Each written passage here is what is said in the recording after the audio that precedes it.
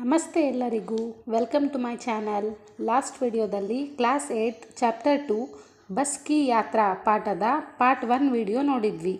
ಈಗ ತಡ ಮಾಡದೆ ಡೈರೆಕ್ಟಾಗಿ ಪಾಠಕ್ಕೆ ಹೋಗೋಣ. ಏಕಾಏಕ್ ಬಸ್ ರುಕ್ ಗಯಿ. ಏಕಾಏಕ್ ಮೀನ್ಸ್ ಸಡನ್ಲಿ, ಇದ್ದಕ್ಕಿದ್ದಂತೆ. Suddenly the bus stopped. ಇದ್ದಕ್ಕಿದ್ದಂತೆ ಬಸ್ಸು ನಿಂತಿತು.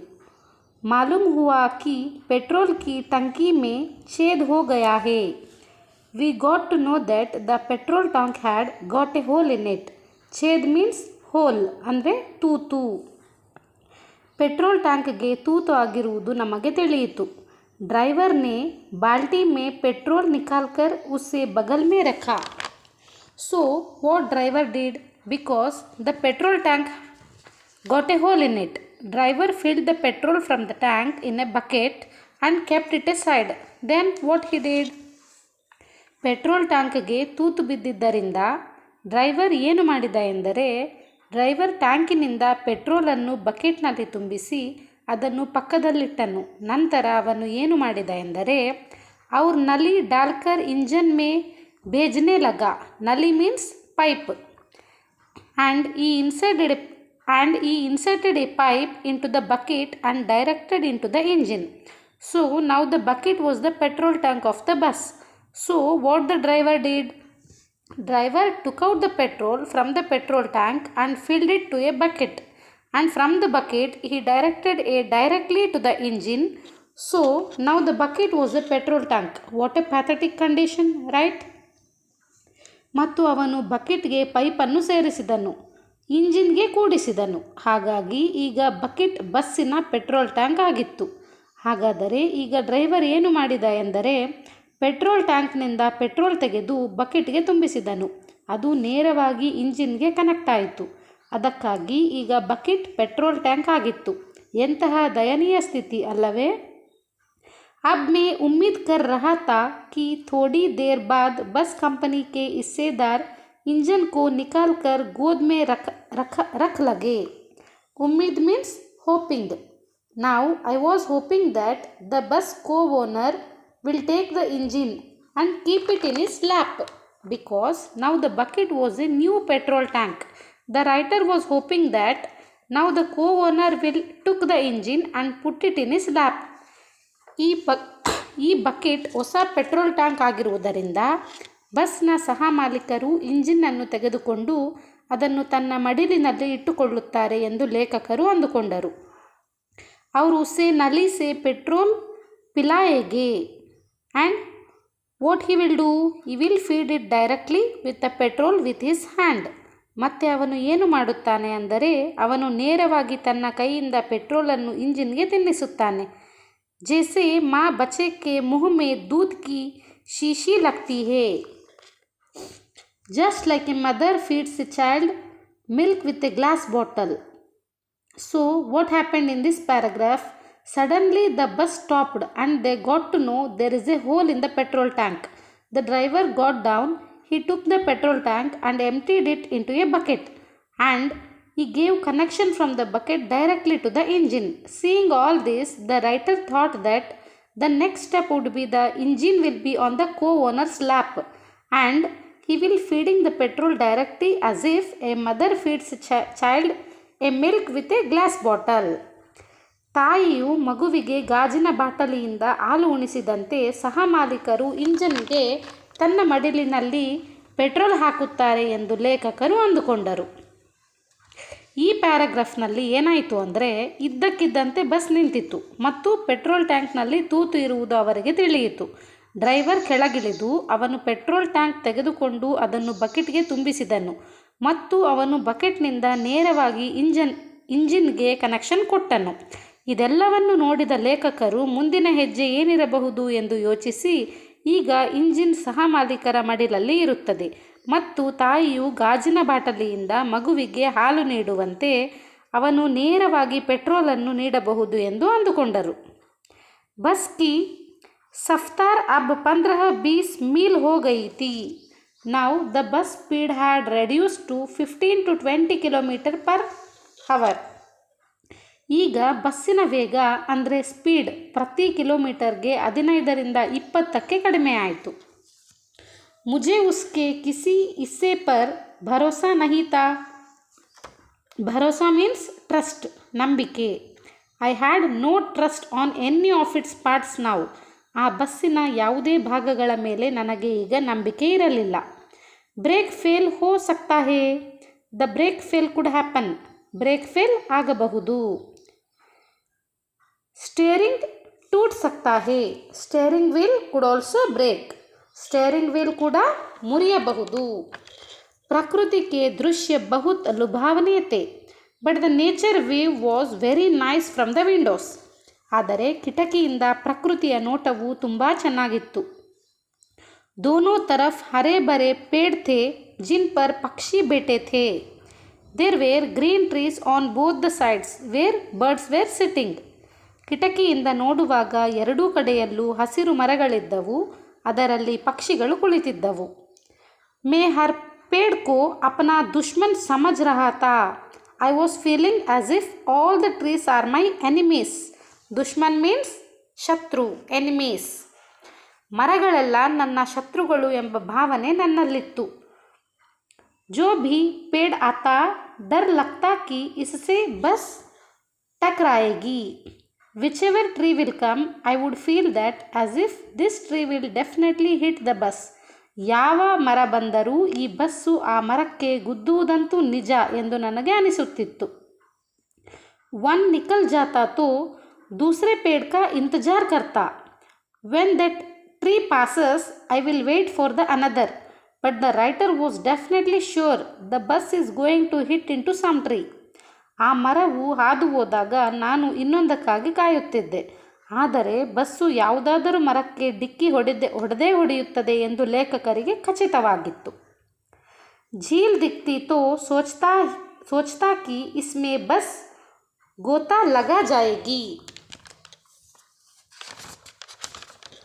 Whenever he sees a lake, he would feel that this bus will drown on it. ಕೆರೆಯನ್ನು ನೋಡಿದಾಗಲೆಲ್ಲ ಈ ಬಸ್ಸು ಅದರಲ್ಲಿ ಬೀಳುತ್ತದೆ ಎಂದು ಅನಿಸುತ್ತಿತ್ತು. So, in this paragraph, what happened? The bus again reduced its speed to 15 to 20 km because now the petrol was coming from the bucket. Then he was not at all having any trust in this any part of the bus.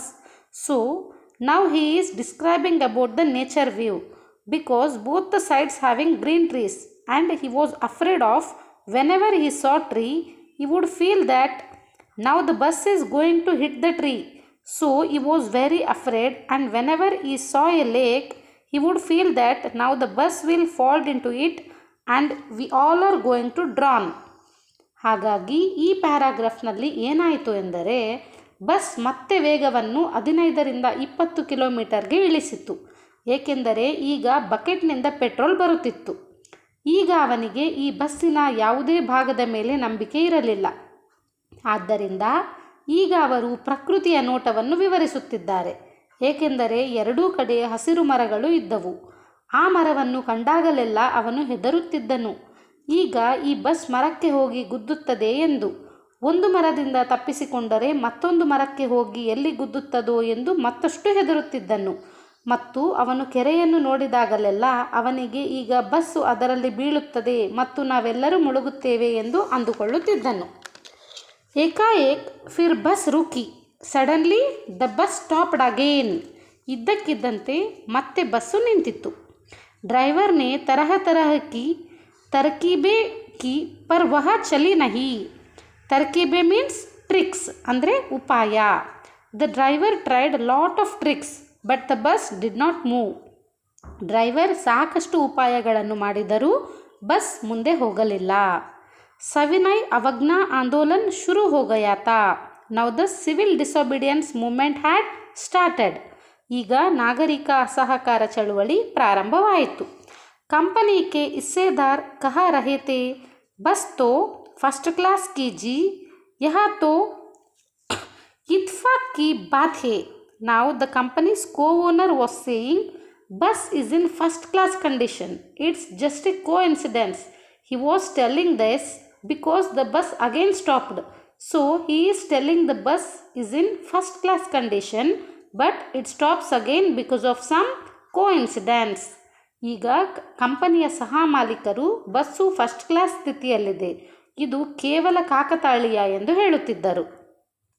क्षीण चांदनी में वृक्षों की छाया के नीचे वह बस बड़ी दयनीय लग रही थी. Under the moonlight at the tree shadow, the bus was looking very pathetic. ಮರದ ನೆರಳಿನಲ್ಲಿ ಚಂದ್ರನ ಬೆಳಕಿನ ಅಡಿಯಲ್ಲಿ ಬಸ್ಸು ತುಂಬ ಕರುಣಾಜನಕವಾಗಿ ಕಾಣುತ್ತಿತ್ತು. लगता जैसे कोई वृद्धा थककर बैठे गई हो. I was feeling as if the bus was some old woman and it sat down because it was too tired. थककर बैठ गई हो means it was too tired and sat down. Bus ಯಾವುದೋ ಮುದುಕಿ ಎಂದು ನನಗೆ ಅನಿಸುತ್ತಿತ್ತು ಮತ್ತು ಅದು ತುಂಬ ದಣಿದಿದ್ದರಿಂದ ಅದು ಸುಸ್ತಾಗಿ ಮರದ ಕೆಳಗೆ ಕುಳಿತುಕೊಂಡಿತು ಅಂದುಕೊಂಡೆ. ಥಕ್ಕರ್ ಬೈಟ್ ಗೈ ಹೋ ಅಂದರೆ ತುಂಬ ಸುಸ್ತಾಗಿ ಕುಳಿತುಕೊಂಡ್ರು. ಹಮೆ ಗ್ಲಾನಿ ಹೋ ರಹಿ ತಿ. ಗ್ಲಾನಿ ಮೀನ್ಸ್ ಗಿಲ್ಟ್, ಅಪರಾಧ. We were feeling so guilty. ನಮಗೆ ತುಂಬ ತಪ್ಪಿತಸ್ಥ ಭಾವನೆ ಇತ್ತು. Why they are feeling guilty. ಅವರು ಏಕೆ ತಪ್ಪಿತಸ್ಥರು ಎಂದು ಅನ್ಕೋತಾರೆ ಅಂದರೆ, ಕಿ ಬೆಚಾರಿ ಪರ್ ಲತ್ಕರ್ ಹಮ್ ಚಲೆ ಆ ರಹೆ ಹೇ. That we were riding on this poor lady. We were feeling so guilty that we are riding on her. ನಾವು ಈ ಬಡ ಮಹಿಳೆಯ ಮೇಲೆ ಸವಾರಿ ಮಾಡುತ್ತಿದ್ದೇವೆ ಎಂದು ನಮಗೆ ತುಂಬ ತಪ್ಪಿತಸ್ಥರೆಂದು ಅನಿಸುತ್ತಿತ್ತು. ಅಗರ್ ಇಸ್ಕಾ ಪ್ರಾಣಾಂತ ಹೋ ಗಯಾ ತೋ ಇಸ್ ಬಿಯಾಬನ್ ಮೇ ಹಮೇ ಇಸ್ಕಿ ಅಂತ್ಯೇಷ್ಟಿ ಕರ್ನಿ ಪಡೇಗಿ. ಪ್ರಾಣಾಂತ್ ಮೀನ್ಸ್ ಡೆತ್, ಸಾವು. ಬಿಯಾಬಾನ್ means no one is present in this place at a moment, ಅಂದರೆ ಈಗ ಸದ್ಯಕ್ಕೆ ಯಾರೂ ಇರುವುದಿಲ್ಲ. ಅಂತ್ಯೇಷ್ಟಿ ಮೀನ್ಸ್ ಫ್ಯೂನರಲ್, ಅಂತ್ಯಕ್ರಿಯೆ. If she died here then we have to perform her final funeral in this place where no one is there in this place. ಯಾರೂ ಇಲ್ಲದ ಈ ನಿರ್ಜನ ಪ್ರದೇಶದಲ್ಲಿ ಅವಳು ಸತ್ತರೆ, ಅಂದರೆ ಆ ಬಸ್ಸು ಸತ್ತರೆ ಅವಳ ಅಂತಿಮ ಸಂಸ್ಕಾರ ಮಾಡಬೇಕು. ಹಿಸ್ಸೇದಾರ್ ಸಾಹಬ್ನೆ ಇಂಜನ್ ಖೋಲಾ ಔರ್ ಕುಚ್ ಸುಧಾರಾ, ಬಸ್ ಆಗೇ ಚಲಿ. So the co owner open the engine and he repaired something then the bus started. ಆದ್ದರಿಂದ ಸಹ ಮಾಲೀಕರು ಇಂಜಿನನ್ನು ತೆರೆದರು ಮತ್ತು ಅವರು ಏನೋ ಒಂದು ಸರಿಪಡಿಸಿದರು. ನಂತರ ಬಸ್ ಪ್ರಾರಂಭವಾಯಿತು, ಅಂದರೆ ಸ್ಟಾರ್ಟ್ ಆಯಿತು. ಉಸ್ಕಿ ಚಾಲ್ ಔರ್ ಕಮ್ ಹೋ ಗಯಿ ತಿ. It speed got even down. ಆ ಬಸ್ಸಿನ ವೇಗ ಅಂದರೆ ಸ್ಪೀಡ್ ಇನ್ನೂ ಕಡಿಮೆ ಆಯಿತು. ಧೀರೆ ಧೀರೆ ವೃದ್ಧಾ ಕಿ ಆಂಖೋ ಕಿ ಜ್ಯೋತಿ ಜಾನೆ ಲಗಿ. Slowly slowly the old woman started losing her eyesight, that is front lights were started to dim. ನಿಧಾನವಾಗಿ ಮುದುಕಿ ಅಂದರೆ ಆ ಬಸ್ಸು ತನ್ನ ದೃಷ್ಟಿ ಕಳೆದುಕೊಳ್ಳಲು ಪ್ರಾರಂಭಿಸಿದಳು. ಅಂದರೆ ಅವಳು ತನ್ನ ಕಣ್ಣನ್ನು ಮಂಜಾಯಿತು, ಅವಳ ಕಣ್ಣು ಮಂಜಾಯಿತು. ಮತ್ತೆ ಮುಂಭಾಗದ ದೀಪಗಳು ಮಂದವಾಗಲು ಪ್ರಾರಂಭಿಸಿದವು, ಅಂದರೆ ಫ್ರಂಟಲ್ಲಿ ಇರೋ ಹೆಡ್ಲೈಟ್ ಡಿಮ್ ಆಗೋಕ್ಕೆ ಸ್ಟಾರ್ಟ್ ಆಯಿತು. ಚಾಂದನಿ ಮೇ ರಾಸ್ತಾ ಟಟೋಲ್ಕರ್ ವಹಾ ರೇಂಗ್ ರಹಿ ತಿ. She was scrolling on the path on the road with the help of moonlight. Because she had lost her eyesight, so she was using the moonlight to move forward. ಕಣ್ಣು ಮಂಜಾದ ಕಾರಣ ಬೆಳದಿಂಗಳ ಚಂದ್ರನ ಸಹಾಯದಿಂದ ರಸ್ತೆಯ ಹಾದಿಯಲ್ಲಿ ತೆವಳಲು ಪ್ರಾರಂಭಿಸಿದಳು. ಅಂದರೆ ಬಸ್ನ ಲೈಟ್ ಡಿಮ್ ಆಗಿದ್ದಕ್ಕಾಗಿ ಆ ಬಸ್ಸು ಚಂದ್ರನ ಬೆಳಕಿನ ಸಹಾಯದಿಂದ ಮುಂದೆ ಹೋಗಲು ಪ್ರಯತ್ನಿಸುತ್ತಿತ್ತು. ಆಗೆ ತಾ ಪೀಚೆ ಸೆ ಕೋಯಿ ಗಾಡಿ ಆತಿ ದಿಖ್ತಿ ತೋ ವಹ ಏಕ್ದಮ್ ಕಿನಾರೆ ಖಡಿ ಹೋ ಜಾತಿ. If she would see some vehicle coming from the front or back, she would move to a side. ಎದುರಿನಿಂದ ಅಥವಾ ಹಿಂಬದಿಯಿಂದ ಯಾವುದಾದರೂ ಗಾಡಿ ಬರುವುದನ್ನು ಕಂಡರೆ ಒಂದು ಬದಿಗೆ ಅಂದರೆ ಒಂದು ಸೈಡ್ಗೆ ಸರಿಯುತ್ತಿದ್ದಳು. ಅವ್ರ ಕಹತಿ ನಿಕಲ್ ಜಾವೋ ಬೇಟಿ ಅಪ್ನಿ ತೋ ವಹ ಉಮ್ರ್ ಹಿ ನಹಿ ರಹಿ. Then she would move to a side and would say, go daughter, it's not my age to run this fast. ಆಗ ಬಸ್ಸು ಪಕ್ಕಕ್ಕೆ ಸರಿದು, ಹೋಗು ಮಗಳೇ ಎನ್ನುತ್ತಿದ್ದಳು, ಇಷ್ಟು ಸ್ಪೀಡಾಗಿ ಓಡುವ ವಯಸ್ಸು ನನ್ನದಲ್ಲ. So here the writer is depicting the bus as an old woman who is having trouble in walking because of her eyesight, that is bus headlight, and it's also telling that it is not able to cope up with all the other vehicles because it is very slow so it is giving the way for the other vehicles to move on. ಹಾಗಾಗಿ ಇಲ್ಲಿ ಲೇಖಕರು ಬಸ್ಸನ್ನು ವಯಸ್ಸಾದ ಮುದುಕಿಯಂತೆ ತೋರಿಸುತ್ತಿದ್ದಾರೆ. ಅವರ ದೃಷ್ಟಿಯಿಂದಾಗಿ bus ಹೆಡ್ಲೈಟ್ನಿಂದ ನಡೆಯಲು ತೊಂದರೆಯಾಗುತ್ತದೆ ಮತ್ತು ಆ ಬಸ್ ತುಂಬ ನಿಧಾನವಾಗಿರುವುದರಿಂದ ಬೇರೆ ಎಲ್ಲ ಗಾಡಿಗಳನ್ನು ನಿಭಾಯಿಸಲು ಸಾಧ್ಯವಾಗುವುದಿಲ್ಲ ಎಂದು ಆ ಬಸ್ ಹೇಳುತ್ತದೆ. ಹಾಗಾಗಿ ಬೇರೆ ಗಾಡಿಗಳಿಗೆ ಮುಂದೆ ಸಾಗಲು ದಾರಿ ಮಾಡಿಕೊಡುತ್ತದೆ. एक पुलिया के ऊपर पहुँचे ही थे कि एक टायर फिस करके बैठ गया. पुलिया मीन्स ब्रिड्ज, सेतुवे. So we had just reached a bridge and tire got punctured. Tire फिस करके बैठ गया means a tire